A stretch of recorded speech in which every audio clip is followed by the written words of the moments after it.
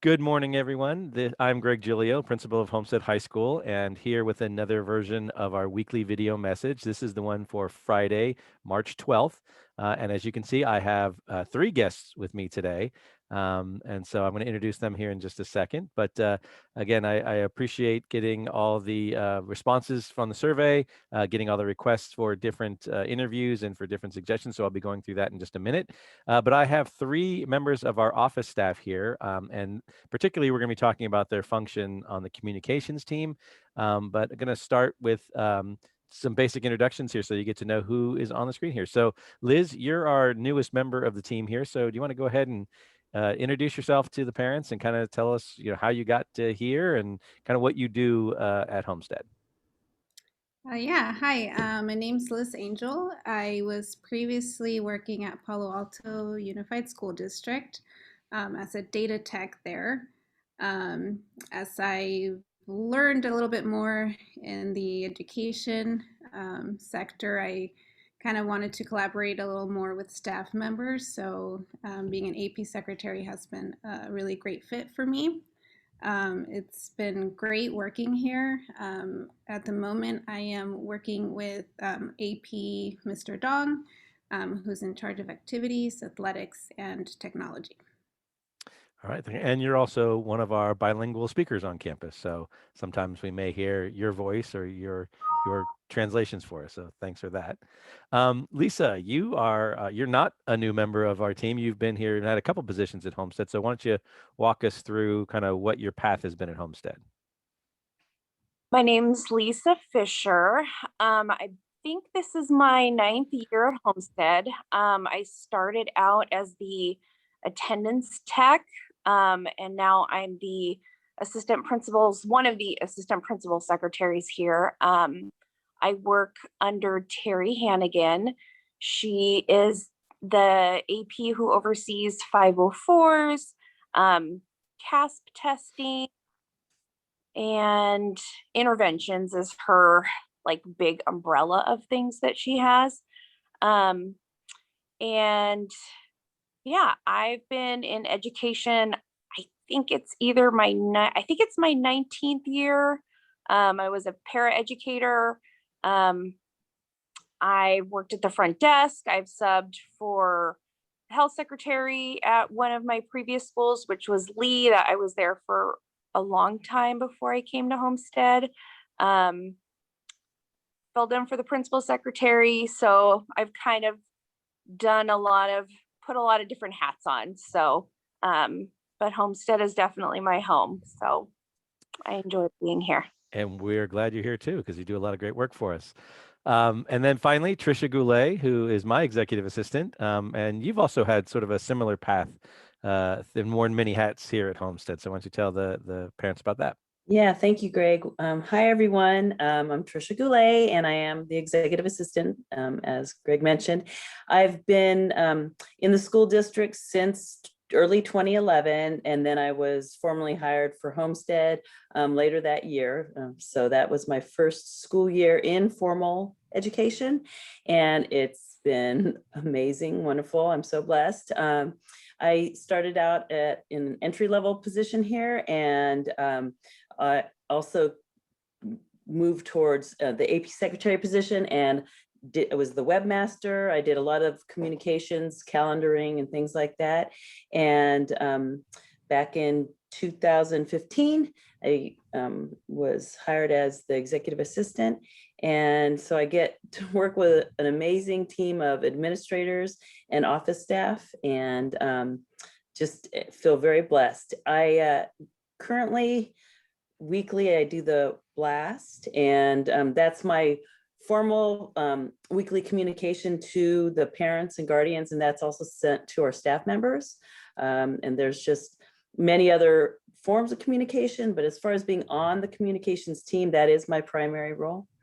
And that's why I've brought you all here today, because there's been some questions and comments about the communications, and I thought it would be nice for folks to kind of see all what goes on behind the curtain there in terms of all the different forms of communication. And so I'm going to pull up a PowerPoint that you all created for us. So there we go. Let me put it in presentation mode though first. That'll look better. All right. And so the three of you are just part of a larger team here. And so Tricia or someone, do you want to walk us through sort of kind of the makeup of the communications team? Sure. Well, can you go to the next slide, Greg? Absolutely. So Liz has already introduced herself and talked a little bit about what she does. She is one of the more active members of the communication team, and you've probably seen the weekly student bulletin from her. She does a lot of just general communications regarding the activities department, testing, athletics, and she also oversees the school calendar and what is known as Facilitron, where the facilities are reserved for inside and outside organizations. Of course, that looks a lot different this year in remote learning. Also, Corey Esquivel is part of our team, and she is the AP secretary in our guidance department. So her communication is primarily around that area.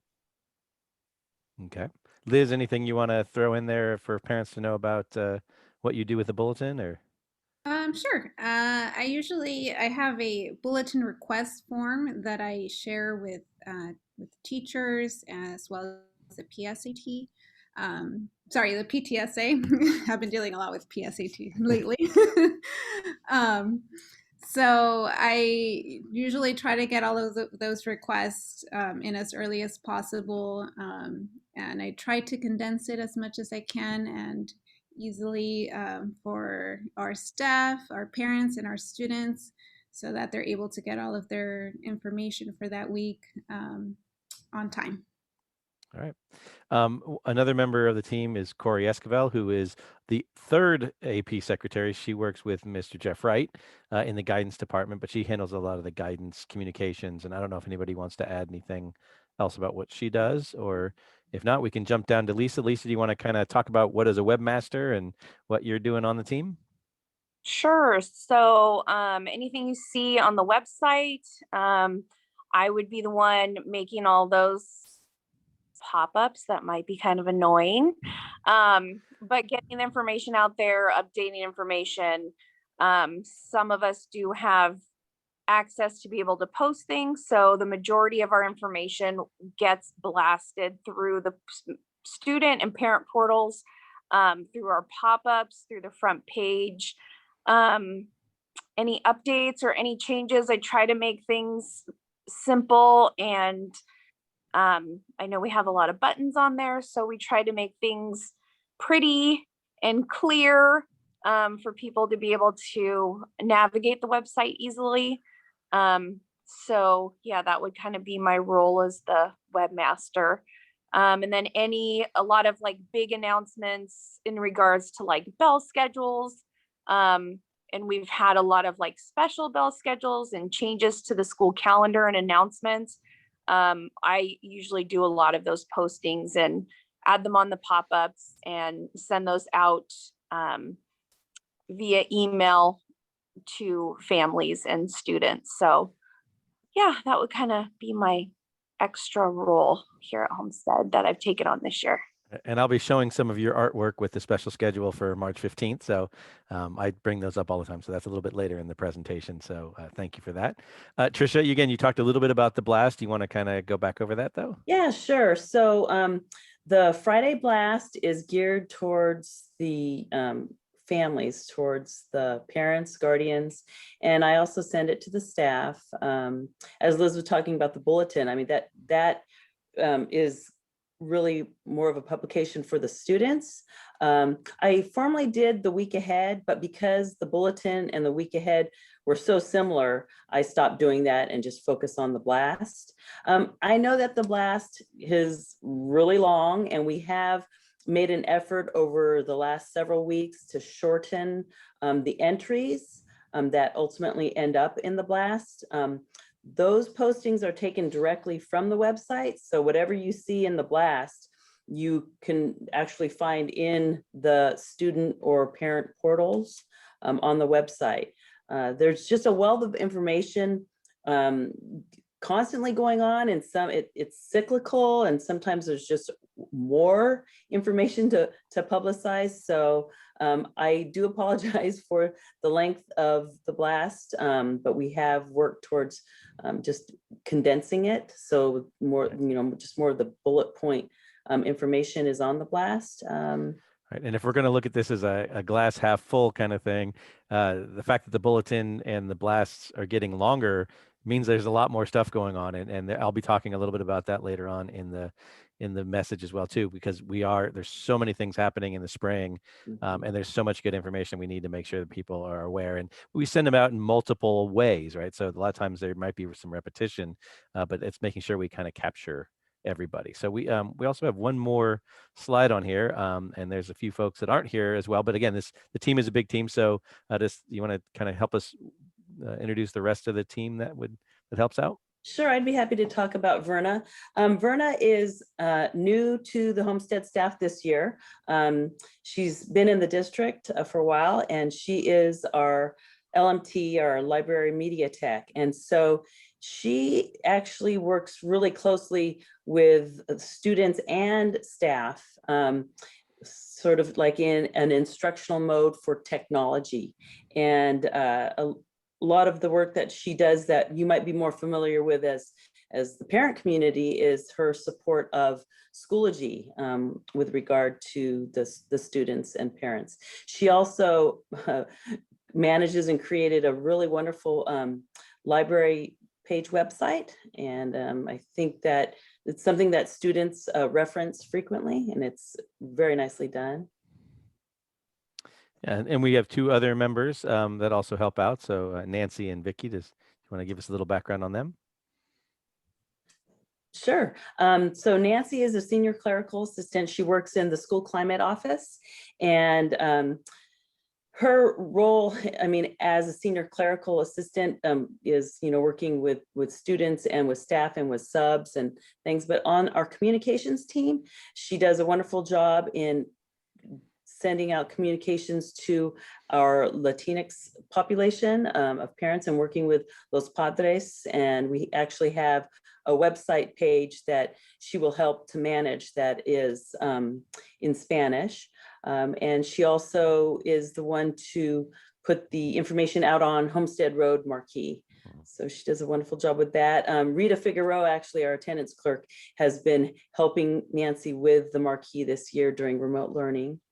And then Vicky Salazar is our college and career center advisor. And so the publications that you'll see from her are, as far as parent related, would be if there are any events that are for college or career type events with, it could be college reps or the community college information night and senior parent information night, things like that is something that Vicky would lead. And on campus and with the students, or even in remote learning, she'll help students with their, college recommendations, with their college applications, and a slew of things. And so she's new in the College and Career Center advisor position this year. And so she's done everything in remote learning. So I know she's looking forward to actually having students on campus, just like we all are. So again, just a nice overview of the entire group there. And again, you are just three of those members. And so I kind of really did want parents to sort of see the amount of information that we deal with in the different types of areas to find that information. And if parents have questions or concerns or issues, they can direct their questions directly to you via email. And again, you can see all their handiwork on the websites or in the emails that we send out. But any last words for anything you want people to know about before you go off and continue doing the magical stuff that you do? I have something to say. Sure. I just wanted to say that we do try to post everything, I mean, almost daily even on our website. So if they visit the parent portal or the student portal, everything's updated. So they can get full information there. It's really the best resource for them to find that Great. Thank you. Yeah. And I know I know things might be a little bit longer than they should be, or there might be more pop-ups than there used to be, but we really do try to get the information out across all different communication channels to make sure it reaches everybody and reminds everybody, because there's so many things going on and we just want to make sure that we can get the word out any way we can, whether it's to students or parents or the community. So we really try and we're constantly updating things on the website, like Liz said. So when we get new information, it goes directly on those portals, or it gets posted on Schoology. It gets posted on the school calendar that you see on the website. So yeah, so that's our team. Yep, excellent. And again, we really appreciate all the great work that you do, keeping everybody informed and keeping us informed. So it's definitely a full-time job just doing that part of it, but we also appreciate the other parts of the jobs that you do. So knowing that you are all super busy, I'm going to let you go, and I'm going to keep going with the rest of the message here. So thank you for joining us. Thank you. Bye, everyone. See ya. Stay safe. All right, and I am going to pull up the PowerPoint for the next one. So let me actually, let's do a little magic here to get out of that. Here, oops, my screen is getting in the way of my, here we go. Too many buttons to push this time. I'm trying to be too tricky and get too much technology going here. So again, here we are to our weekly video message. This is, like I said, from Friday, March 12th. We have our shout outs that I wanted to bring out to you. So the first two were mentioned in the survey. There was a shout out for Lisa Klossnitzer, who is one of our standout English teachers. And again, this was the direct quote. And actually, I just realized there's a misprint in there, but it's a shining star as a teacher, an educator, and an advisor. There's also a shout out to Sean Southard, who's a math teacher, saying that he has found a way to make his Zoom class fun and interactive as if students were in their class. And so again, this parent even said they like listening in on his class. So appreciate that. I also wanted to throw out to you two good recipients of this year's awards. So we have every year the staff votes on who are the top teacher of the year and the classified staff member of the year. And this year, Muriel von Stein, a French teacher and World Language Department lead, was named our teacher of the year. And Anna Chavaria, who is our swing shift lead. She's the nighttime lead custodian. She was named our classified staff member of the year. And so congratulations to the two of them. They will be honored at the site board meeting, which I'll reference on the important dates list in a little bit. So, but let's move on to the places now. We have some questions and concerns that came up in this survey. One of the very first ones was, hey, please don't rush into reopening. So many schools and districts have suddenly forgot health and safety concerns now that the state is offering extra money. So, we're definitely hearing both sides of the parents in terms of those who want school to be open now and open all the time, and those who are like, no, we don't want to be open yet. But just so you know, if we do reopen, and we are looking to reopen, that means we still have to follow the safety protocol. So we're not going to be forgetting those and saying, oh, everyone's back, everything's fine. That's not what we do. They're definitely going to be wearing of masks. There's definitely going to be social distancing. There's definitely going to be cleaning and safety protocols. There's going to be these screening questions. So anytime a staff member or a student comes to campus, and even staff members who don't come to campus right now have to fill these out. But they're screening questions that talk about your health, how you're feeling, and allows you to be on campus or not be on campus. So that will still be there. Many of our educators are getting vaccinated or in the process of getting vaccinated. That's been ramping up as all these different places are opening up. So that's, again, another element of safety. And I want to address that last comment there that, yes, the state is offering money for us to be able to open up because there are some, new costs and expanding costs that we're going to need to cover to do so. It's not just about the money, though, right? It is about the academic and mental health of our students. And so in order for us to be able to open safely, for us to provide some academic and mental health support, that money is important. So getting open at a certain time is pretty important. And again, I'm going to talk about opening date here in just a little bit, but money is not the only reason we're doing that. Now, you will also be given the option to stay in person or I'm sorry, remote or be in person during this time too. So if you feel like, I don't know that things are safe, I don't feel comfortable sending my kid, you're going to have that option to stay remote. And so again, hopefully we'll be able to, through this, be able to give just about everybody what they're looking for. Talking a little bit more, there were a couple other responses in the survey. There were concerns over the reopening, such as, don't reopen until we need to have more testing, we need to have more vaccinations. Ironically, the state and the county are saying these aren't required. Testing and vaccinations aren't required to get schools open. They are helpful. They will definitely improve the safety. The vaccinations part is happening. That's outside of our control. But again, we're getting appointments. We're getting ourselves vaccinated, and we're starting to do a really good job with that. Testing is a lot more difficult because it's can be expensive. It can be take a long time to do. And if you're talking about trying to test all the students before they come to school, that's a pretty difficult process. But we are looking into what our requirements are. So we're going to be looking at what kinds of testing that we may or may not be able to do.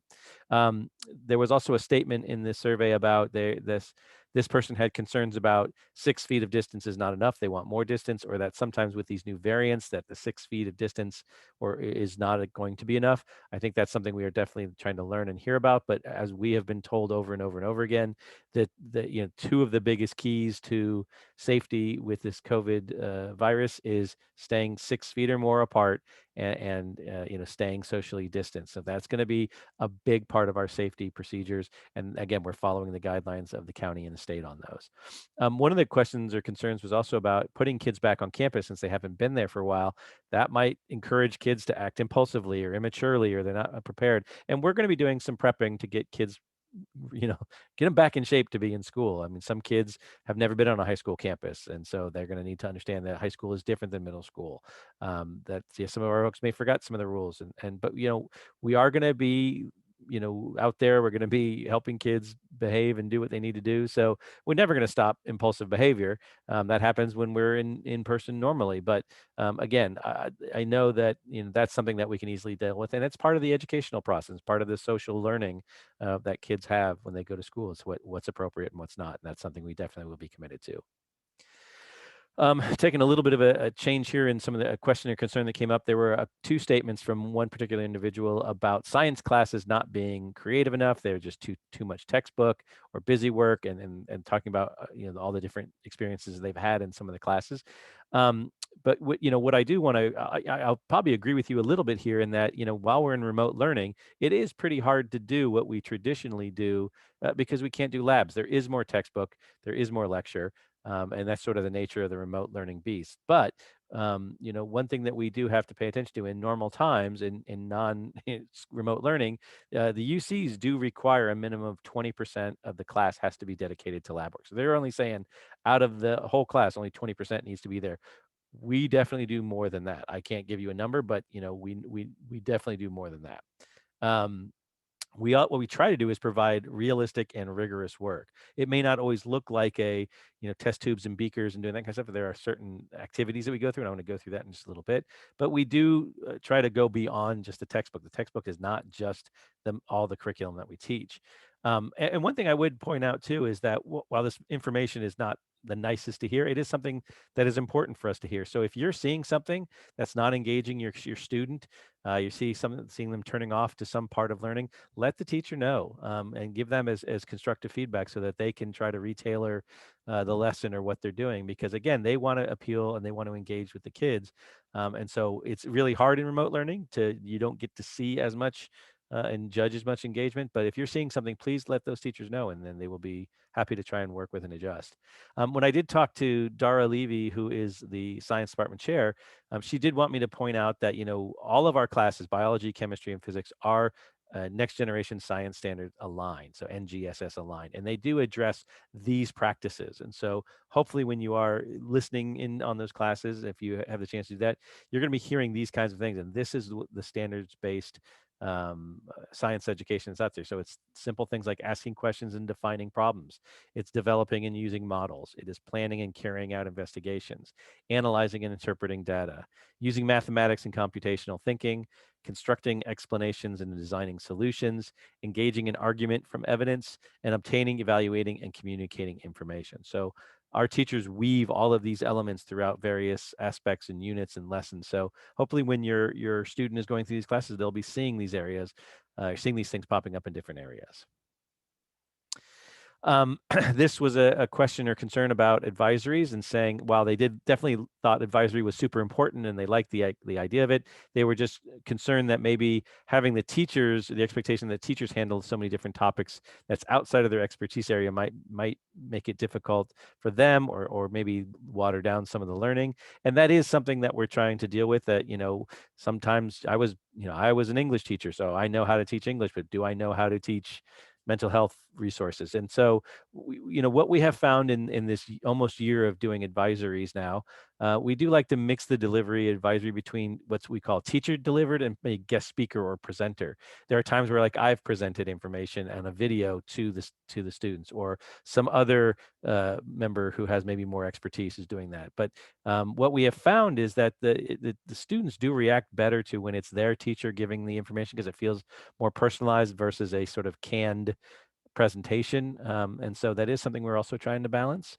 But we do provide trainings and assistance for some of the more complicated or delicate topics that we do. So we're not just throwing the teachers at their own. We are designing the lessons. We're giving them resources. We're giving them time to look at it. We're training them.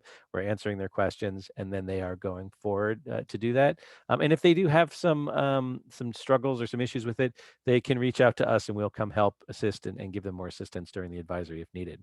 And just so you know, the advisories are put together by various groups. They might be different. They may have more of the expertise, and they're giving that to the teachers to then teach on. So it's very much a joint effort, and a big effort to get all of those advisories going.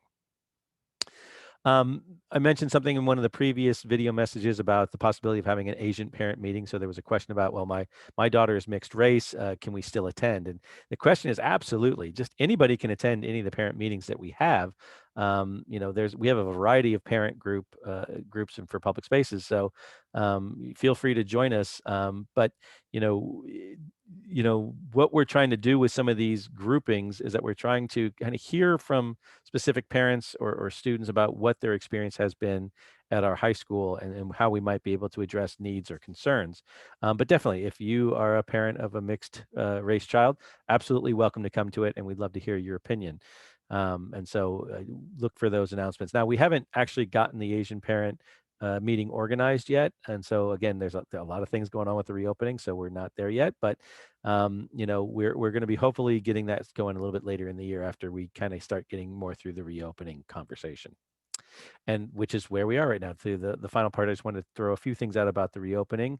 It's been everyone's been able to talk about recently. And so we are currently in discussions about the best plan to reopen schools based on the guidelines and permissions that we have from the state and the county.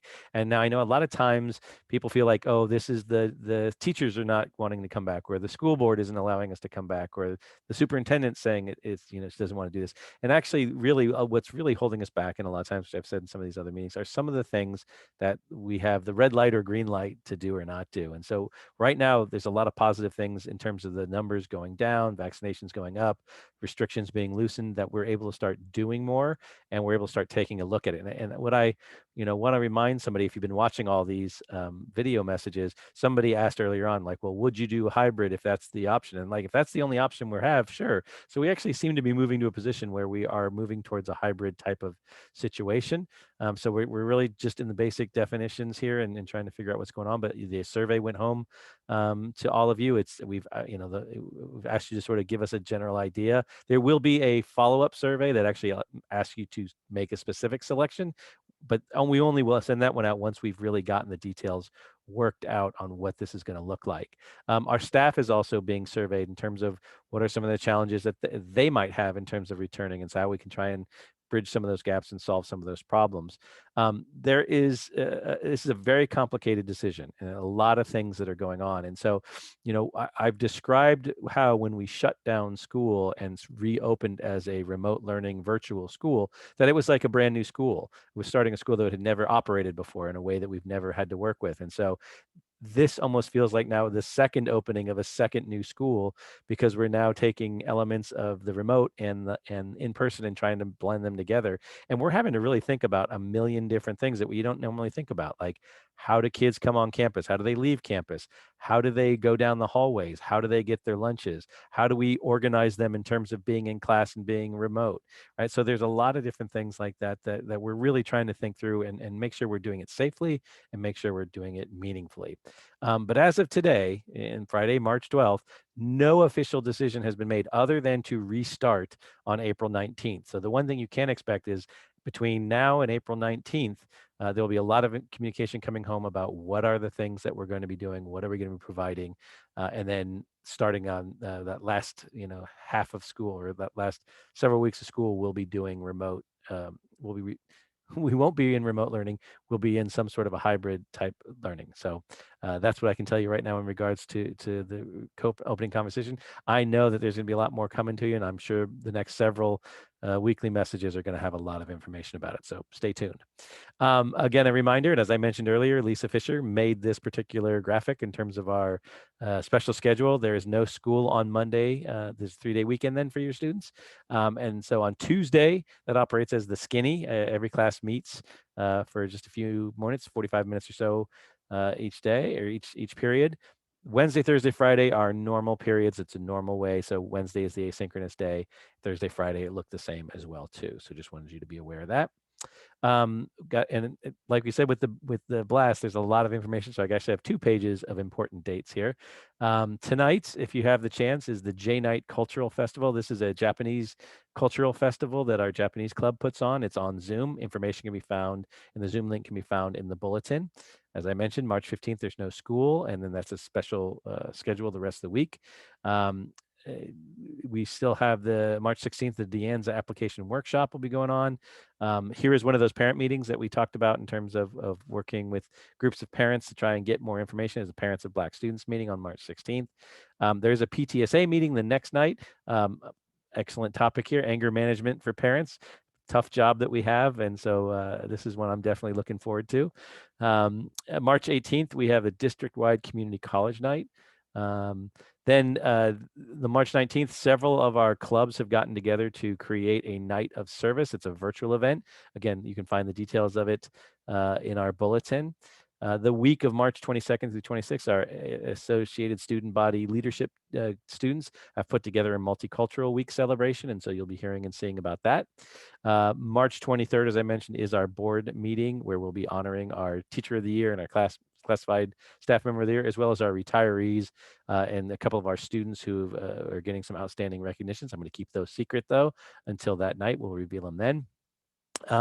March 24th, and we have a couple of junior college information nights or college information nights. So I hope, again, look on the website under our guidance and college counseling for more information there. And then finally, March 30th is a STEM night. It's also a virtual event.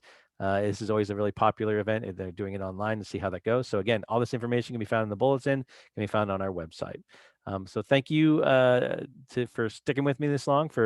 I want to thank the 3 ladies who came at the start of this as our guests. So Tricia Goulet and Liz Angel and Lisa Fisher for the great work that they do, but also for coming in and chatting with you.